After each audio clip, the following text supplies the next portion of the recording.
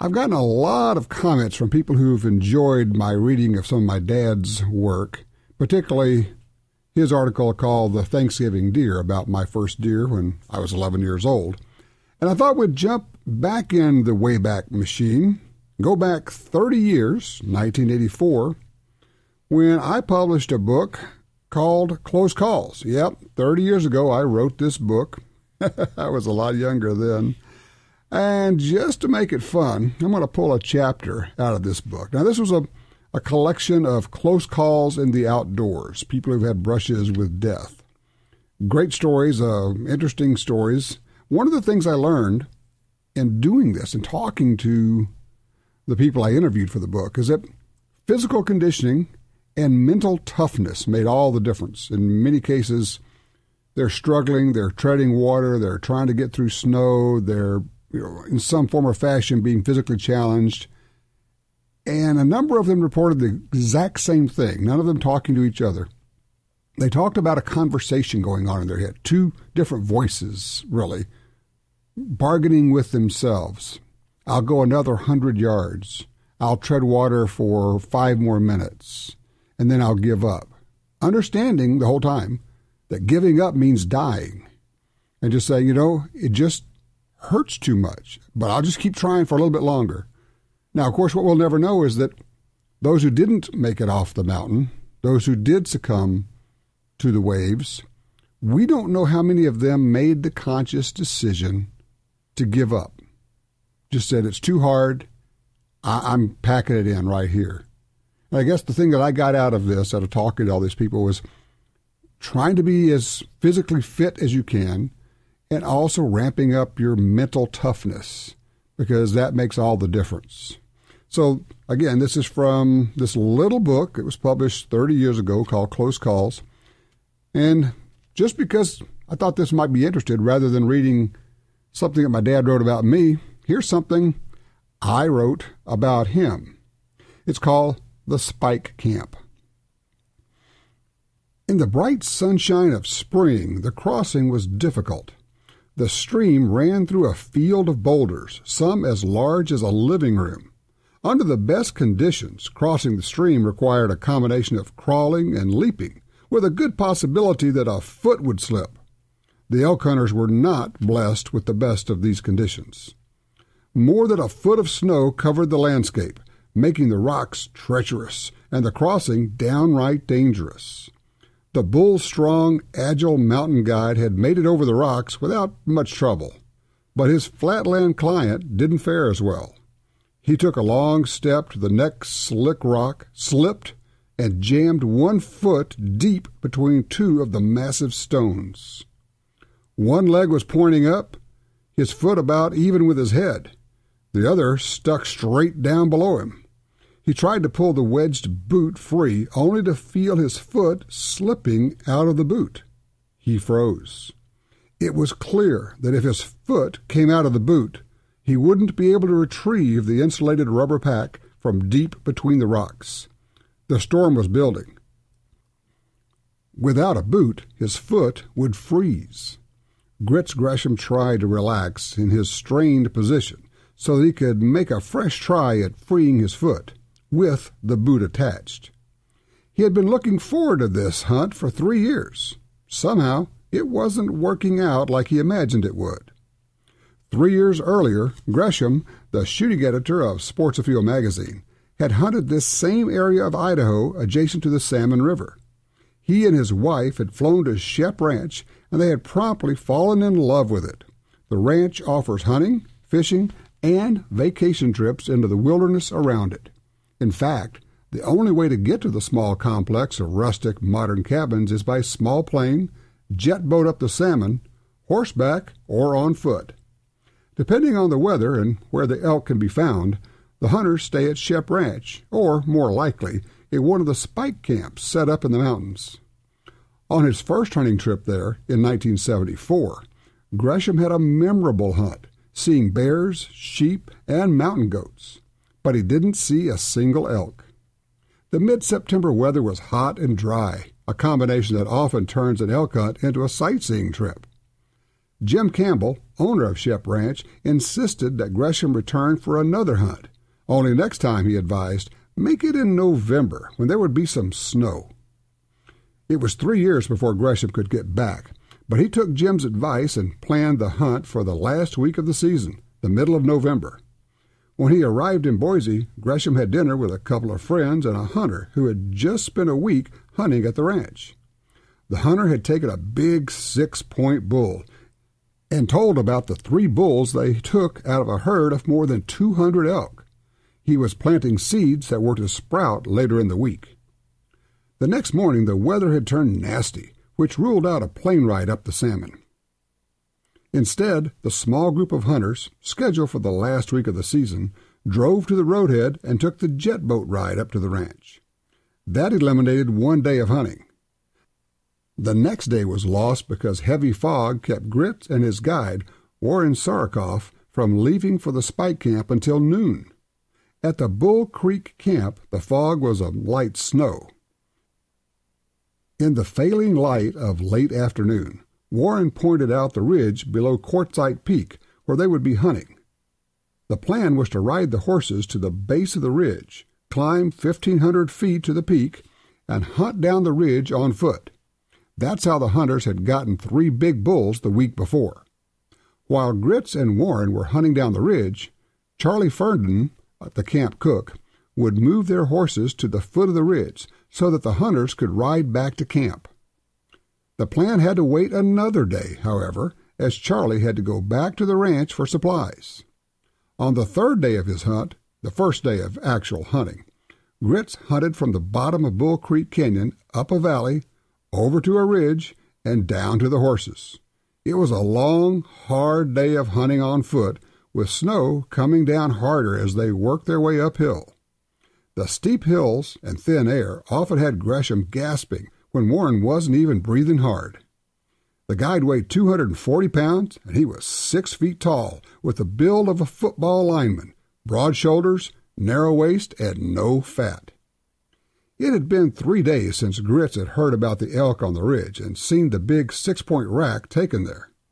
All the delays, unavoidable though they were, had heightened his eagerness, and he was itching to get to Quartzite Peak and hunt down the ridge through the herd. Everything was ready on the 4th day. The cook said he'd pick up the horses and move them down to the foot of the ridge for the hunters. He added that he might pick up a spike camp on the hillside that hadn't been used in several weeks.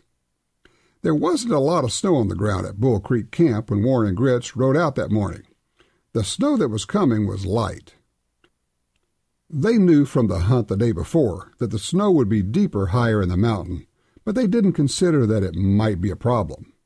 The snow cover did indeed get deeper, much deeper. By the time they reached the area where they planned to leave the horses, their stirrups were often dragging in the snow. Warren reined his horse to a stop on a small ridge and started down the slope. He turned to his client and said, "We usually leave the horses at the bottom of that hill, but the snow looks pretty deep down in the valley. Let's leave them up here on the ridge. It'll be easier for Charlie to get them here." They stepped down into knee to mid-thigh deep powder. Grits had been getting apprehensive as the snow got deeper. Now he asked his guide about it. They debated whether to go on. Since the storm would occasionally lighten up, and they knew the elk were on the ridge above them, they decided to press on. All they had to do now was climb to the top and hunt down the hogback. It sounded so easy. Of course, they both had been riding and didn't quite appreciate how tough the going would be on foot. It wouldn't be long before they found out, though. The route to the peak took them through a shallow basin. It was more than an hour before they got to the bottom of the basin and found the boulder field. They hadn't covered much ground, and they could almost see the horses when they looked back. At that point, Grits again wondered if they shouldn't head back to the horses so they could ride out before the cook picked them up. No, he told himself, it'll probably be all right. He sold himself on the idea, buying trouble. Warren made it across the rock slide without much trouble. It took several minutes of foot and leg twisting for Grits to extricate his foot, with boots still attached, from the rocks. he crawled the rest of the way. Despite the growing doubts, they headed up the slope toward the peak, only about 1,500 feet. They climbed straight up the side. They side-hilled, but mostly they slipped and stumbled. The incline leveled out as they got to the ridge of a minor peak they had planned to walk up to get to the peak. Pausing to catch their breath, they looked down in the direction where they had been and looked up toward the top. They were halfway to the top, and snow was coming harder all the time. It would take at least 4 hours to hunt down the big ridge from the top. Since it would take at least a couple of hours to make Quartzite Peak, that would mean trying to find the horses in the dark. No good.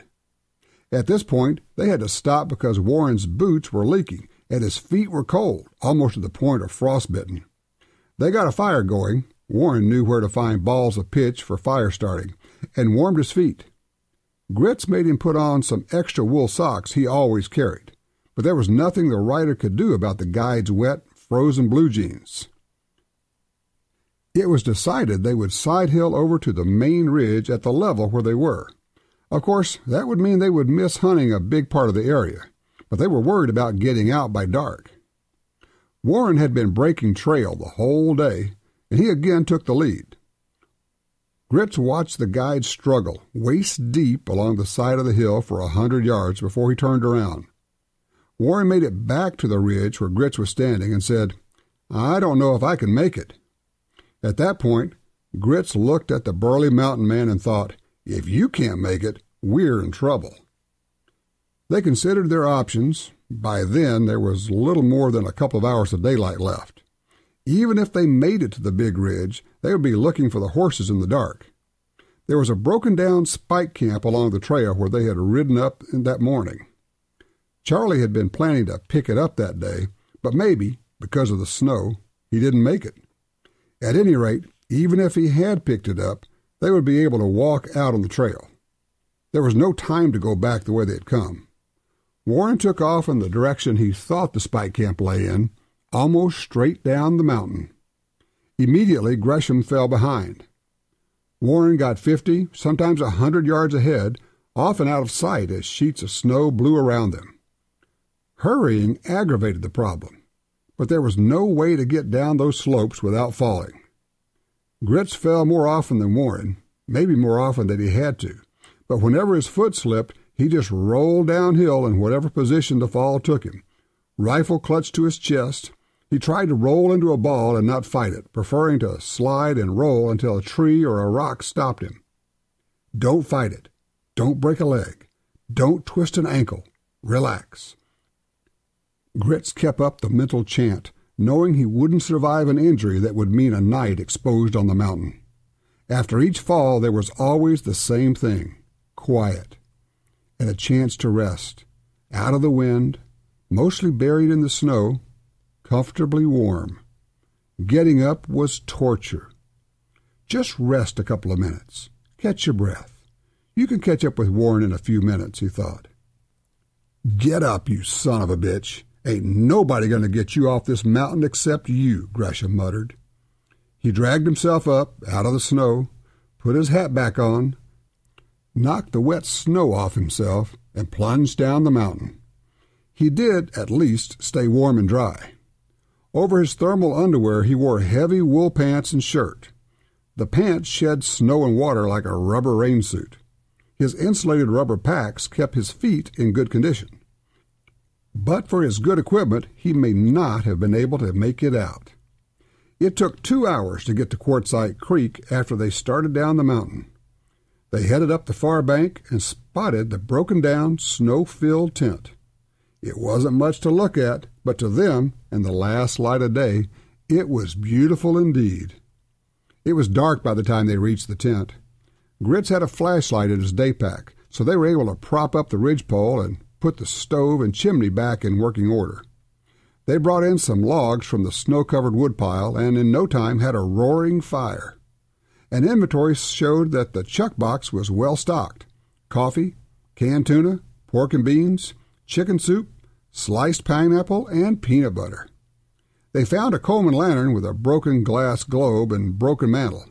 There were extra mantles in the grub box, The lantern worked perfectly. Once the fire in the stove was blazing and the lantern filled the canvas tent with amber light, Warren suggested that they might want to walk out that night. Maybe the warmth of the shelter made him forget how rough it had been getting off the mountain in the light, not to mention how tough it would be in the dark. Maybe he actually was in such good shape that he could make the walk out with no trouble. No matter, Gresham wasn't about to go anywhere. He told his guide to go on if he thought that was best. As for Grits, he had shelter, fire, light, and plenty of food. He was physically exhausted. He knew he wouldn't have much chance of making it back to their camp that night. Thus, Grits said that he would walk out the next morning. Warren decided to stay too. The single cot had a summer-weight sleeping bag. On the other side of the stove lay a pile of empty feed sacks. They pulled the cot up to within 3 feet of the hot stove and put together a feast by heating almost every bit of food in the chuck box. Grits crawled into the sleeping bag, and Warren curled up on the feed sacks. They fed the fire all night. However, the snow in the tent never melted. That night, the temperature outside of the tent dipped to well below zero, and the wind made it worse. The weary pair rested in the shelter of the old spike camp, but they didn't sleep much. It was too cold. A little after midnight, they heard the storm dying out. The next morning, they headed down the trail and met Charlie at about 11 o'clock. He was coming up another trail after picking up the horses he had left at the base of the ridge the day before. The cook was carrying emergency equipment, including ropes, medical supplies, and inflatable splints. They rode back to Bull Creek Spike Camp, getting there about 1 o'clock, and promptly went to bed. They did get up for dinner that evening. While they were eating, Warren started explaining how they would hunt the mountain the next day. "We'll just have to go straight up the backside of it. We might spook some elk, and it'll be kind of tough going, but we can do it." Grits listened to the words, concentrating so they would make sense in spite of a severe headache he had been nursing. "No, that's not what we're going to do," he told his guide. "In the morning, we're going to head back down to Shep Ranch. We have just one more day to hunt anyway, and besides, somebody on that mountain is trying to tell me something." They headed down the mountain the next morning. Along the way, Grits got to use his new 8mm Remington Magnum. They had walked out to a point to check out some bear tracks they had crossed when Grits saw a movement far below them. He held the horizontal crosshair on the bull's back to allow for the 400-plus yards of the sharply downhill shot. One shot brought down the 4x5 bull and filled half his freezer that fall. It's always hard to call a halt to a promising day of hunting. In a situation such as the one Grits and Warren were in, you're never sure if it's really going to be bad until you're in trouble. If they had gone back to their horses when they first found the snow much deeper than expected, they would have spent a quiet night in camp wondering if they had done the right thing. A guided big game hunt is expensive, and the lure of a trophy is compelling. But when things start going wrong in the wilderness, it's vital to put everything into perspective. You have to ask yourself, what's the best thing that could happen? The answer, take a trophy animal and have a successful hunt. And the worst thing? You could end up staying there permanently. Viewed in that light, caution would seem to be the better part of valor. But then, hindsight always gives a perfect view. Well, that's a little story we wrote 30 years ago. And, I was young, and I probably would be a better writer today, but it was sure fun putting that together, getting that collection of stories. And frankly, it was fun to be able to write something about my dad, having been the subject of his writing for so many years. Well, I hope you enjoyed that one. That was from the Close Calls book. And at some point, I think we're probably going to get that one put out as an ebook, and you'll be able to enjoy that one. At any rate, if you liked it, let me know. Tom@guntalk.com. Don't forget, Gun Talk is on every Sunday, and you can obviously download it with the podcast, which you're doing right here. Do me a favor, would you? Tell your friends about the podcast, about Gun Talk. Let's spread the word. Let's get more people involved. Appreciate that. And, by the way, make sure that you're careful this fall. You don't want to be a candidate for the next edition of Close Calls.